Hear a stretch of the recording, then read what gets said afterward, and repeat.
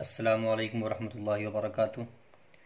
ناظرین، آج ہم اس قاعدے کی تختی نمبر 1 پڑھیں گے، یعنی کہ پہلا ہی سبق پڑھیں گے۔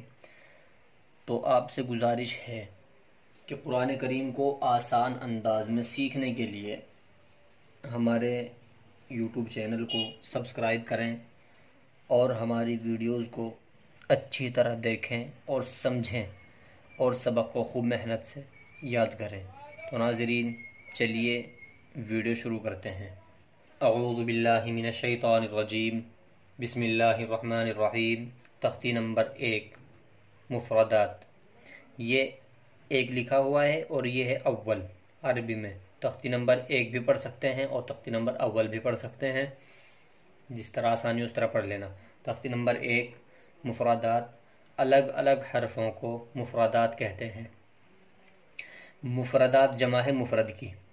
مفردات جمع ہے مفرد کی۔ مفرد کے معنی آتے ہیں الگ الگ حرف کے، یعنی کہ کوئی بھی چیز ہو وہ اگر الگ الگ ہے تو اس کو مفرد بولتے ہیں۔ تو ایک مرتبہ پھر دیکھیں، تختی نمبر 1، مفردات۔ الگ الگ حرفوں کو مفردات کہتے ہیں۔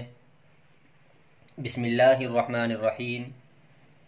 الف، با، تا، ثا، جیم، حا، خا، دال، ذال، را، زا، سین، شین، صاد، ضاد، طا، ظا، عین، غین، فا، قاف، کاف، لام، میم۔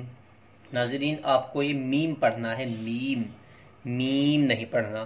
دھیان رہے کہ بہت سے حضرات، بہت سے ساتھی ایسا کرتے ہیں کہ جب وہ میم اور نون کو ادا کرتے ہیں تو نون اور میم کے درمیان میں آواز کو ناک میں لے جاتے ہیں۔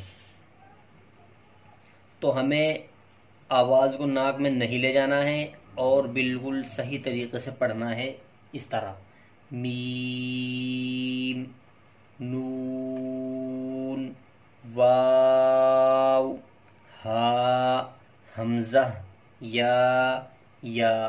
بہت سے ساتھی اس کو چوٹیا بڑیا بول دیتے ہیں، لیکن یہ چوٹیا بڑیا نہیں ہے، یہ یا اور یہ بھی یا۔ اب آپ کو اس کو اس طریقے سے سمجھنا ہے: الف خالی، الف ہمیشہ خالی ہوتا ہے، الف ہمیشہ خالی ہی ہوتا ہے۔ با کے نیچے 1 نقطہ، تا کے اوپر 2 نقطے، ثا کے اوپر 3 نقطے، جیم کے نیچے 1 نقطہ یا جیم کے بیچ میں بھی بول سکتے ہیں۔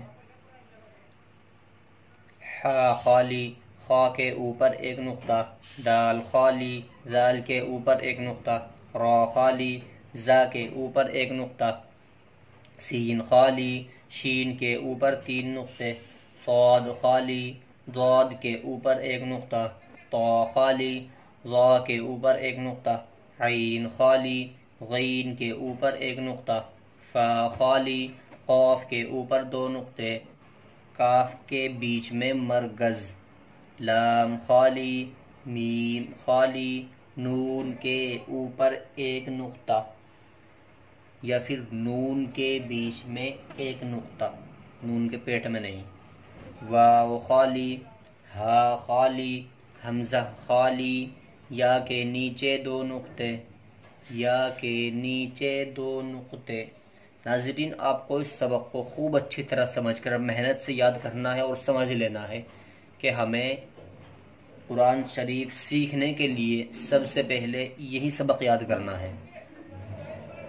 اگر ہم نے اچھی طرح سمجھ کر محنت سے اس سبق کو یاد کر لیا، اس کی مشق کر لی، تو ناظرین ہم انشاءاللہ بہت ہی جلد آسان انداز میں دھیرے دھیرے قرآن مجید کو سیکھ جائیں گے۔ تو ناظرین، آپ سے گزارش ہے کہ قرآن مجید کو سیکھنے کے لیے ہمارے ساتھ آخر تک جڑے رہیں، اور اگر ہماری ویڈیو آپ کو اچھی لگے تو ویڈیو کو لائک اور شیئر کریں، اور اگر آپ ہمارے یوٹیوب چینل پر نئے ہیں تو ہمارے یوٹیوب چینل کو سبسکرائب ضرور کریں، اور اگر کچھ معلوم کرنا ہو تو ہمیں کمنٹ کریں۔ جزاکم اللہ خیر و احسن الجزاء۔ السلام علیکم ورحمۃ اللہ وبرکاتہ۔